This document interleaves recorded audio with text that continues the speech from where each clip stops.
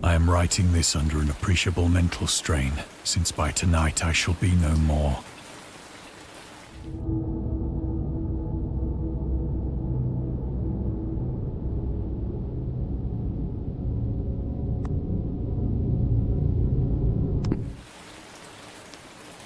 Penniless, and at the end of my supply of the drug which alone makes life endurable, I can bear the torture no longer, and shall cast myself from this garret window into the squalid street below. Do not think from my slavery to morphine that I am a weakling or a degenerate. When you have read these hastily scrawled pages, you may guess, though never fully realize, why it is that I must have forgetfulness or death.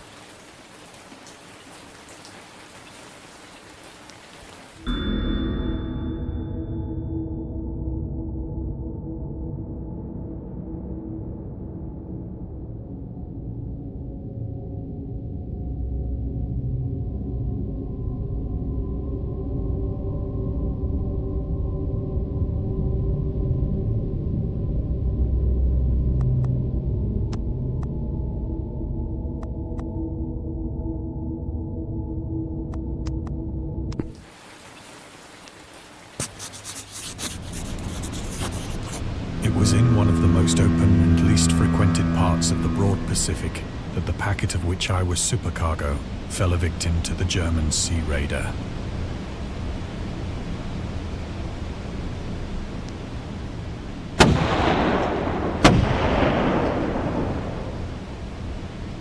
The Great War was then at its very beginning, and the ocean forces of the Hun had not completely sunk to their later degradation, so that our vessel was made a legitimate prize, whilst we of her crew were treated with all the fairness and consideration due us as naval prisoners.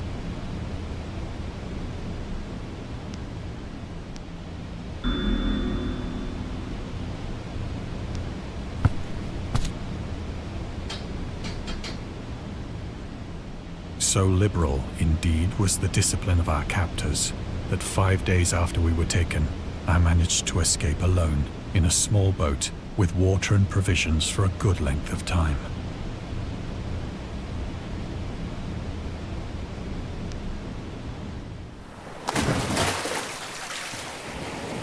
When I finally found myself adrift and free, I had but little idea of my surroundings.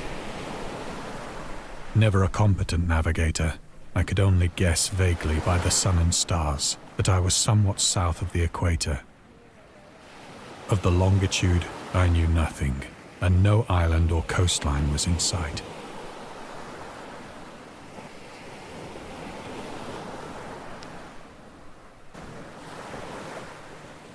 The weather kept fair, and for uncounted days I drifted aimlessly beneath the scorching sun, waiting either for some passing ship or to be cast on the shores of some habitable land.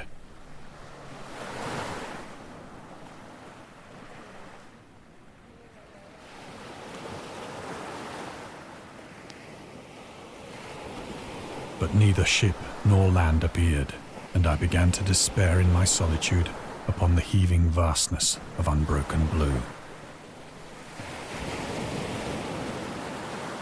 The change happened whilst I slept. Its details I shall never know, for my slumber, though troubled and dream-infested, was continuous.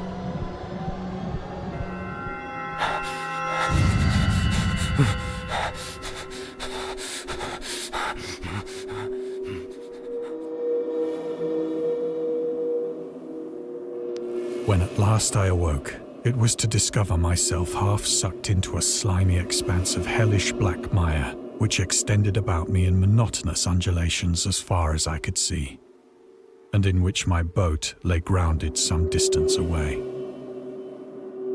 Though one might well imagine that my first sensation would be of wonder at so prodigious and unexpected a transformation of scenery, I was in reality more horrified than astonished.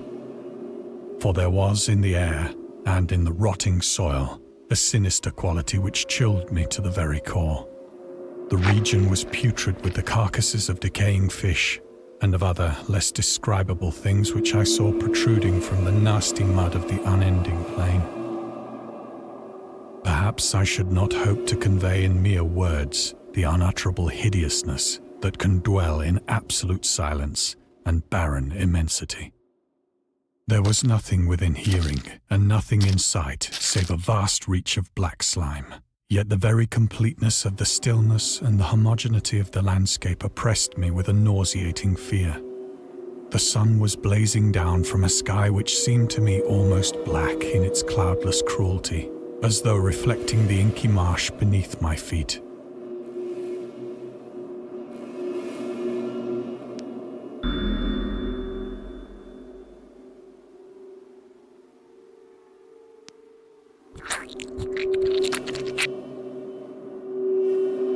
As I crawled into the stranded boat, I realized that only one theory could explain my position. Through some unprecedented volcanic upheaval, a portion of the ocean floor must have been thrown to the surface, exposing regions for which innumerable millions of years had lain hidden under unfathomable watery depths. So great was the extent of the new land which had risen beneath me that I could not detect the faintest noise of the surging ocean, straining my ears as I might. Nor were there any seafowl to prey upon the dead things.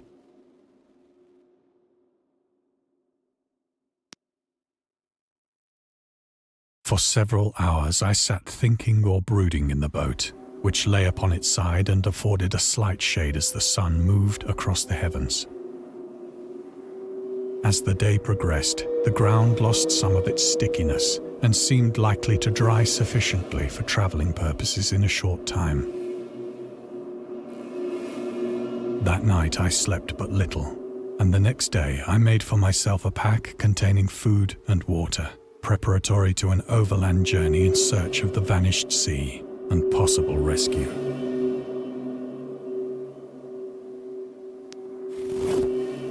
On the third morning, I found the soil dry enough to walk upon with ease.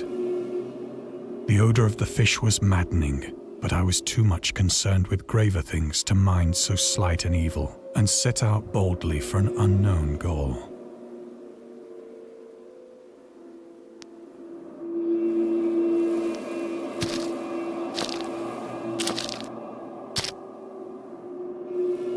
All day I forged steadily westward, guided by a faraway hummock which rose higher than any other elevation on the rolling desert.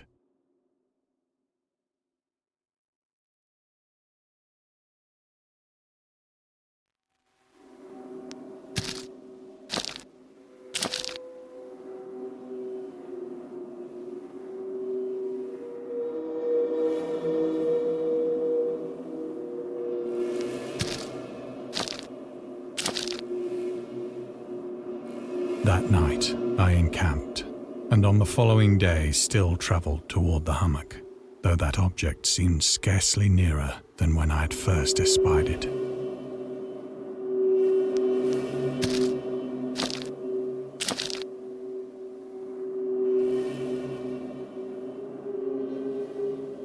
By the fourth evening, I attained the base of the mound, which turned out to be much higher than it had appeared from a distance. An intervening valley setting it out in sharper relief from the general surface. Too weary to ascend, I slept in the shadow of the hill. I know not why my dreams were so wild that night, but ere the waning and fantastically gibbous moon had risen far above the eastern plain, I was awake in a cold perspiration, determined to sleep no more.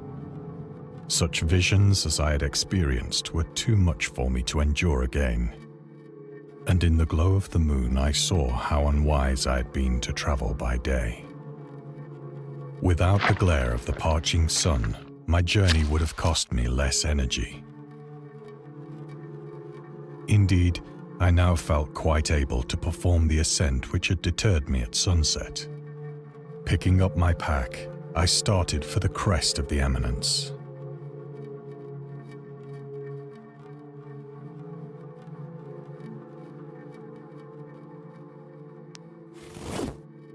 I have said that the unbroken monotony of the rolling plain was a source of vague horror to me.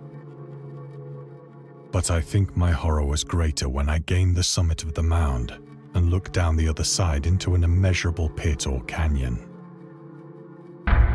whose black recesses the moon had not yet soared high enough to illumine. I felt myself on the edge of the world, peering over the rim into a fathomless chaos of eternal night. Through my terror ran curious reminiscences of Paradise Lost and of Satan's hideous climb through the unfashioned realms of darkness. As the moon climbed higher in the sky, I began to see that the slopes of the valley were not quite so perpendicular as I had imagined. Ledges and outcroppings of rock afforded fairly easy footholds for a descent, whilst after a drop of only a few hundred feet, the declivity became very gradual.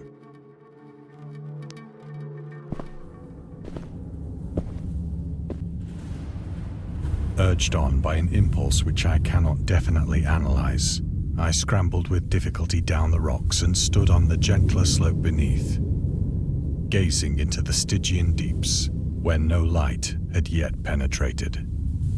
All at once, my attention was captured by a vast and singular object on the opposite slope, which rose steeply about 100 yards ahead of me. An object that gleamed whitely in the newly bestowed rays of the ascending moon.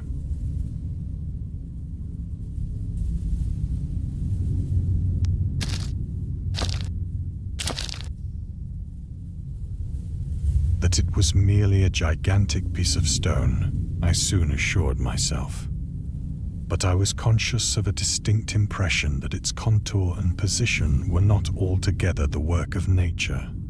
A closer scrutiny filled me with sensations I cannot express. For despite its enormous magnitude and its position in an abyss which had yawned at the bottom of the sea since the world was young, I perceived beyond a doubt that the strange object was a well-shaped monolith, whose massive bulk had known the workmanship and perhaps the worship of living and thinking creatures. Dazed and frightened, yet not without a certain thrill of the scientist's or archaeologist's delight, I examined my surroundings more closely.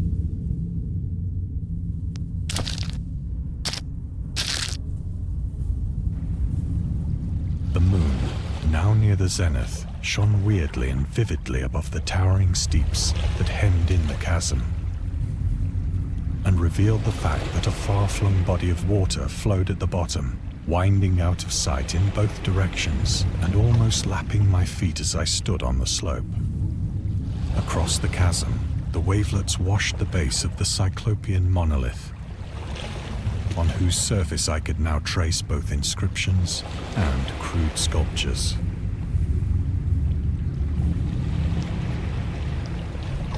The writing was in a system of hieroglyphics unknown to me and unlike anything I'd ever seen in books, consisting for the most part of conventionalized aquatic symbols such as fishes, eels, octopi, crustaceans, mollusks, whales, and the like.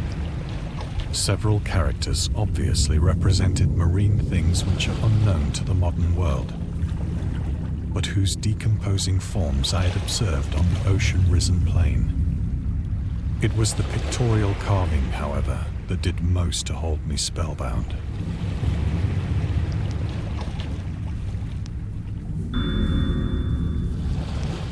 Plainly visible across the intervening water on account of their enormous size were an array of bas-reliefs whose subjects would have excited the envy of a Doré. I think that these things were supposed to depict men, at least a certain sort of men, though the creatures were shown disporting like fishes in the waters of some marine grotto, or paying homage at some monolithic shrine which appeared to be under the waves as well.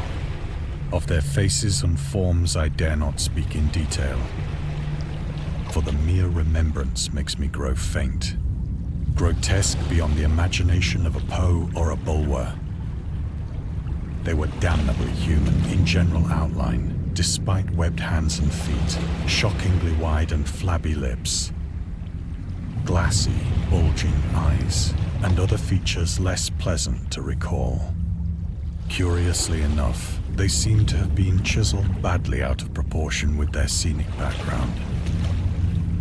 For one of the creatures was shown in the act of killing a whale, represented as but little larger than himself. I remarked, as I say, their grotesqueness and strange size, but in a moment decided that they were merely the imaginary gods of some primitive fishing or seafaring tribe. Some tribe whose last descendant had perished eras before the first ancestor of the Piltdown or Neanderthal man was born.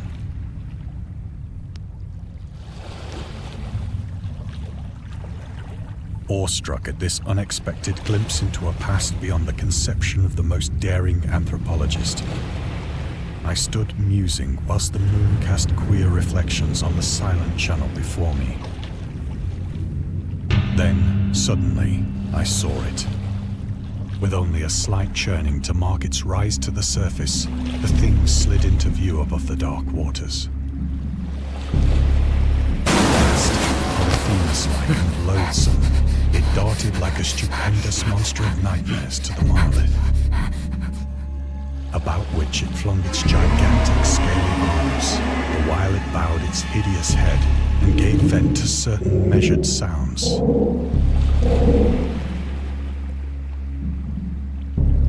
I think I went mad then. Of my frantic ascent of the sloping cliff and of my delirious journey back to the stranded boat, I remember little.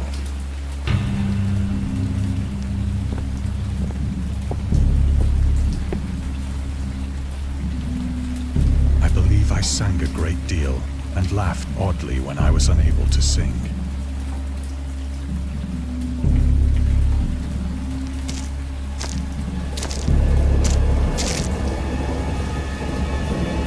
I have indistinct recollections of a great storm sometime after I reached the boat. At any rate, I know that I heard pearls of thunder and other tones which nature utters only in her wildest moods.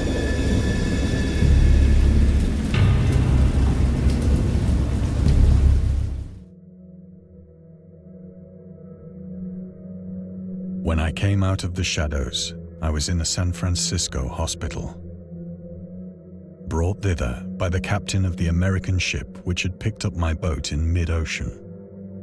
In my delirium, I had said much, but found that my words had been given scant attention.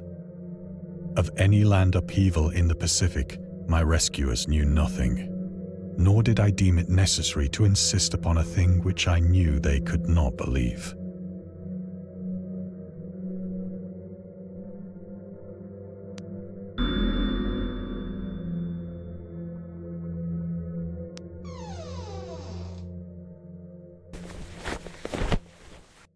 Once I sought out a celebrated ethnologist and amused him with peculiar questions regarding the ancient Philistine legend of Dagon, the fish god.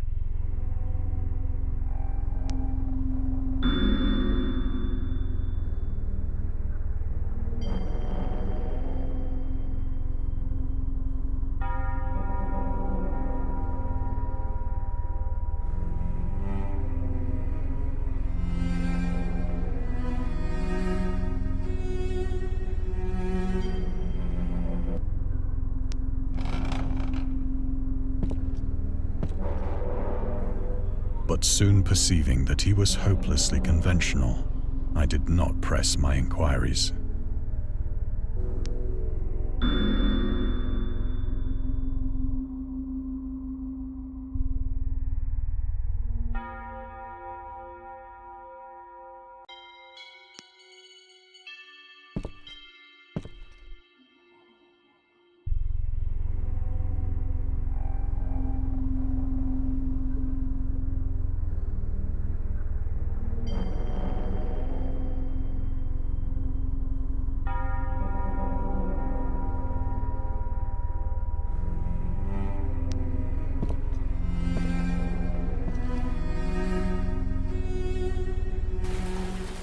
It is at night, especially when the moon is gibbous and waning, that I see the thing. I tried morphine, but the drug has given only transient surcease and has drawn me into its clutches as a hopeless slave. So now I am to end it all, having written a full account for the information or the contemptuous amusement of my fellow men.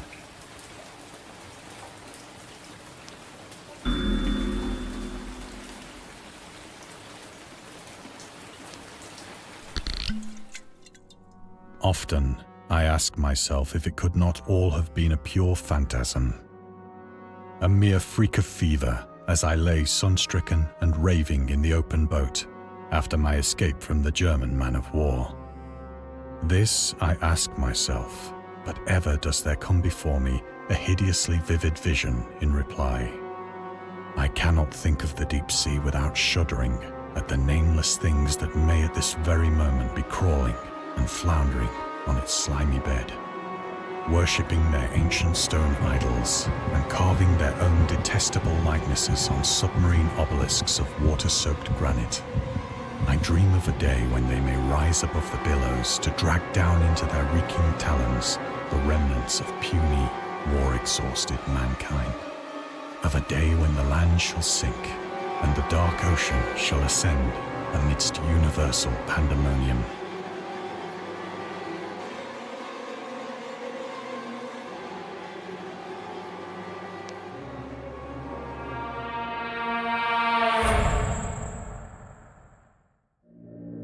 The end is near. I hear a noise at the door, as of some immense slippery body lumbering against it.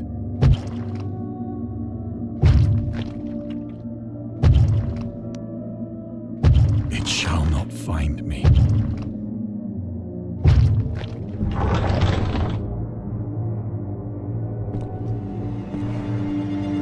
God, that hand!